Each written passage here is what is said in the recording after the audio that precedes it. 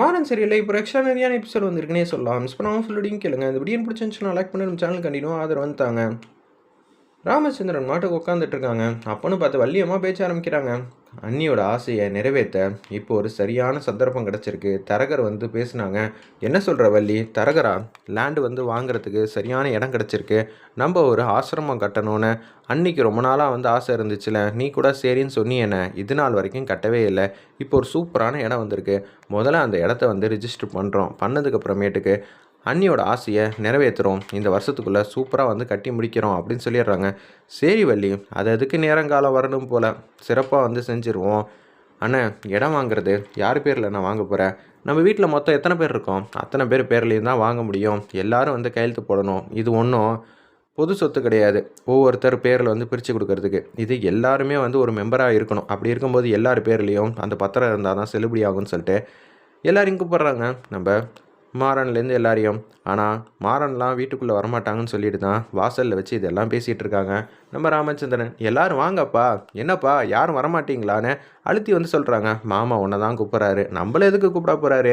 ஒரு வேளை திருப்பியும் கடை வந்து நடத்துறதுக்கு ஐடியா கொடுப்பாரோ? ஆமாண்டா, ஐடியா கொடுத்துக்கிட்டே இருப்பார். வெளில வந்து பேசுகிறா அப்படின்னோடனே, என்னப்பா கூப்பிட்டீங்களாமே அப்படின்னு அந்த இடத்துல ராகவன் வந்து கேட்குறாங்க. ஆமாண்டா, அம்மாவோட ஆசையை வந்து நிறைவேற்றுறதுக்காக ஒரு இடம் வந்திருக்கு. அந்த இடத்த வந்து வாங்க போகிறோம். சரியா? அப்படியாப்பா, பில்டிங் கட்ட போகிறீங்களா? சூப்பர்ப்பா அப்படின்னு சொல்லி சந்தோஷத்தின் உச்சத்தில் வந்து பேசிகிட்டு இருக்காங்க. எல்லார் பேர்லேயும் தான் ரிஜிஸ்டர் பண்ணணும். எல்லாரும் நாளைக்கு சீக்கிரமாக வந்து வந்துடுங்க. சரியா? அப்படின்னு சொல்லி ராமச்சந்திரன் வந்து சொல்லிடுறாங்க. என்ன புரிஞ்சிச்சா? வீட்டில் இருக்கிற எல்லாரையும் தான் நான் கூப்பிட்றேன். அதுக்கப்புறம் நான் ஒன்றை கூப்பிடல என்ன கூப்பிடலன்னெலாம் சொல்லிகிட்டு இருக்கக்கூடாது அப்படின்னு சொல்லும்போது நான் வந்துடுறேங்கிற மாதிரி மாறன் வந்து தலையாட்டுறாங்க. சரி அப்படின்னு நம்ம ராமச்சந்திரனும் வந்து தலையாட்டுறாங்க. நேருக்கு நேர் பேசினா தான் என்னவா? இவங்க சிக்னல் கொடுக்குறாங்களாம், அவங்க தலையாட்டுறாங்களாம். சரி சரி, நம்பிட்டோம். 2 பேருக்கும் ஒருத்தர் பிடிக்காத போல் நடிக்கிற வேண்டியது. ஆனால் அன்பு பாசத்தை அவளை வச்சுக்க வேண்டியதுன்னு வள்ளி வந்து செமையாக வந்து கலாய்க்கிறாங்க. என்னடா அது, இந்த குடும்பத்தில் இருக்கிற எல்லாரும் வந்து சந்தோஷமாக நிம்மதியாக இருக்காங்க. அதுவும் நம்ம இந்த வீட்டில் இருந்துக்கிட்டே இப்போ ஏதாவது ஒன்றும் பண்ணியே ஆகணுங்கிற மாதிரி விஜய் வந்து யோசிச்சுட்டு இருக்காங்க. என்ன பண்ணலாம்? நம்ம மேலே போன வாட்டியே சந்தேகம் வந்துருச்சு. மாறன் மேலே பழி போட்டதுக்கு இப்போ அதிரடியாக ஒரு திட்டம் பண்ணணும் அப்படின்னு சொல்லி யோசிச்சுட்டே இருக்காங்க. அந்த இடத்துல நம்ம விஜய் சித்தியை வந்து எப்போதும் போல் ஏமாற்றிடலாம். ஆனால் சித்தி எத்தனை நாளைக்கு தான் நம்மளை சப்போர்ட் பண்ணுவாங்கன்னு தெரியவே இல்லை. நம்ம கொஞ்சம் உஷாராக இருக்கணும்னு சொல்லிவிட்டு எதையுமே சொல்லாமல் அந்த இடத்துல ஃபோனில் வந்து பேச்ச ஆரம்பிக்கிறாங்க. ஏண்டா, நான் சொல்கிறதெல்லாம் கேட்குறியாடா? சொல்லுங்கம்மா, சிறப்பாக வந்து செஞ்சிடலாம் அப்படின்னு சொல்லிகிட்டு இருக்காங்க. அந்த இடத்துல நம்ம விஜய்கிட்ட வந்து பேசுகிறாங்க. என்ன பண்ணணும் அப்படின்னு சொன்னோன்னே, நீ எதுவும் பண்ண வேணாம் அப்படின்னு சொல்லி ரகசியமாக வந்து சொல்கிறாங்க. அவங்க சொல்கிறது வெளியால் யார் கேட்டாலும் சுத்தமாக வந்து தெரியவே தெரியாது. அவங்களுக்கு மட்டும்தான் புரிகிற மாதிரி பேசிகிட்டு இருக்காங்க. சரி மேடம், கரெக்டாக பண்ணிடலாம். அதுக்கப்புறம் இந்த விஷயத்தில் வந்து மாற்றம் இருக்காதுல்ல அப்படின்னு சொல்லும்போது, கண்டிப்பாக இருக்காது. நீ எதை பற்றியும் கவலைப்பட வேணாம். ஒரு வாட்டிக்கு 2 வாட்டி யோசிச்சிட்டிங்களா மேடம்? ஏய், கரெக்டாக யோசிச்சிட்டேன்டா. நீ வண்டி எடுத்துகிட்டு வந்து ரெடியாக நில்லு, சரியா அப்படின்னு சொன்னோன்னே, ராகவா, நான் உனக்கு பெருசாக வந்து வைக்கிறேன்டா அப்படின்னு சொல்லி அந்த இடத்துல ராவன் மேலே தான் உச்சக்கட்ட கோபத்தில் வந்து இருக்காங்க. அந்த இடத்துல விஜய் ஒரு பக்கம் கேஷுவலாக வந்து காலையில் எந்திரிக்கிறாங்க. குளிச்சு முடிச்சுட்டு காவேரி ஃபோட்டோவுக்கு முன்னாடி நம்ம ராமச்சந்திரன் வந்து நிற்கிறாப்புல. காவேரி, உன்னோட ஆசையை நான் நிறைவேற்ற போகிறேம்மா, நீ எதுக்கும் கவலைப்படாத அப்படின்னு பேசிகிட்டு இருக்காங்க.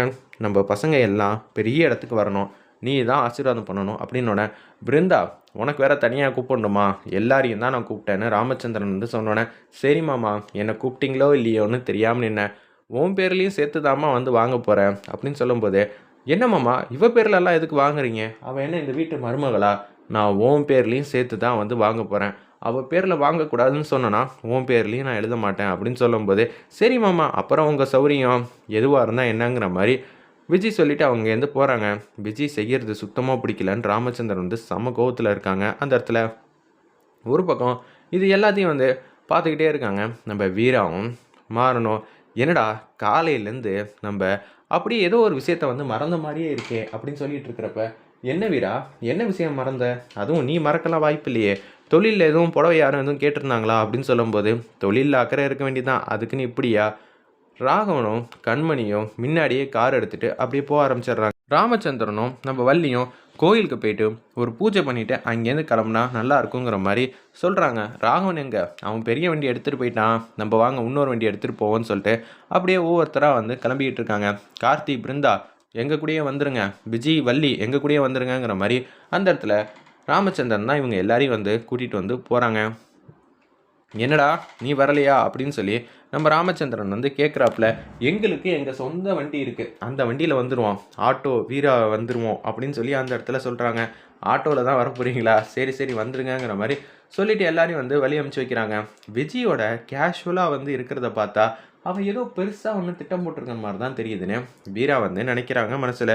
என்ன சொல்கிற வீரா, என்ன நடந்திருக்கும் ஒன்றும் புரியலையே. ஏய், ஃபோனை பார்த்து எத்தனை நாள் ஆச்சு, வாட்டி ஏதோ ஒரு திட்டம் போட்டால் நம்ம மேலே பழி போட்டால் இது எல்லாத்தையும் வந்து கண்டுபிடிச்சோம். ஆனால் இது எப்படி கண்டுபிடிச்சோம், ஏது கண்டுபிடிச்சோன்னு அவளுக்கு தெரியவே இல்லை.